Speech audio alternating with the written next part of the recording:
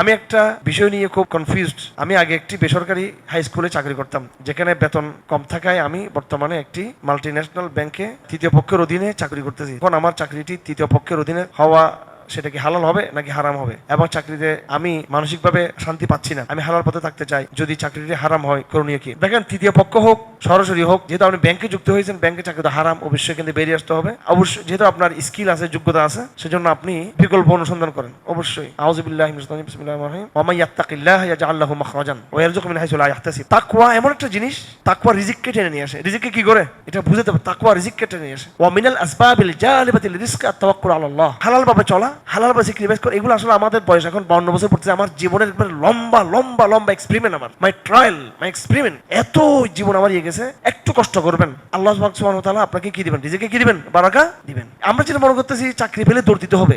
আমি শুধু চাইলে প্রশ্ন উত্তর, আমি চাইলে নিজেকে সম্মত রাখতে পারি, এত লম্বা কথা বলার দরকার নেই। কিন্তু আমি চাচ্ছি এটা মোটিভেশন হয়ে যাক আপনাদের, মোটিভেশন। আজকে আমার সাথে আপনাদের একজন বড় ভিআইপি ভাই আসছে, আমার সাথে একসাথে বিমানে।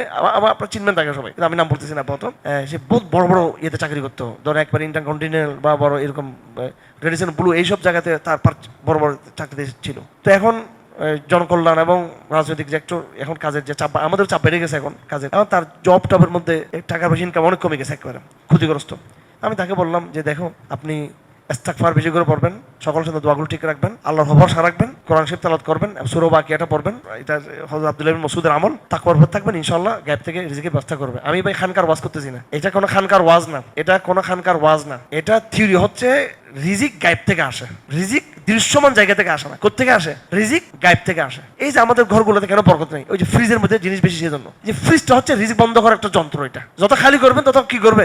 টাকা যত দিয়ে ফেলবেন তত আল্লাহ পাক গায়েব থেকে আপনাকে কি করবে? সাহায্য করবে, যে আপনি কল্পনাও করবেন না। এটা আপনি কল্পনা করবেন না। এটা আপনার একটু আমার কথাগুলো মনে রাখবেন, এই কথাগুলো, এগুলো একটু কষ্ট পাবেন, একটু পরে কিন্তু অকল্পনীয় পন্থার মধ্য দিয়ে রিজিকের ব্যবস্থা হয়। ওয়ারযুকহু, আল্লাহ পাক তাকে ব্যবস্থা করে দিবেন অকল্পনীয় রাস্তা দিয়ে, যেটা কল্পনার বাইরে। আমার প্রত্যেকটা তরুণ ভাইদেরকে বলতেছি, আমি আপনাদেরকে, যারা আপনারা ইসলামের দিকে প্রত্যাবর্তন করেছেন এবং রিজিকের প্রশ্নে, দেখেন আমাদের প্র্যাকটিসিং ভাইদের কত কষ্ট। মেয়েদের প্রশ্নে এক স্যাক্রিফাইস, মেয়েদের সাথে তার প্রেম কথা বলতে পারতেছে না, অথচ ভার্সিটিতে তার কলেজে তার কত বান্ধবী, তার এক স্যাক্রিফাইস। বার্ষা হয়ে আসে, মা বাবা বানাইছে জঙ্গি, তোর দাড়ি লম্বা কেন, চুলে তো কেন, এক জঙ্গি। এবার চাকরিতে গিয়ে আরেক তাদের স্যাক্রিফাইস, মানে স্যাক্রিফাইস আফটার স্যাক্রিফাইস।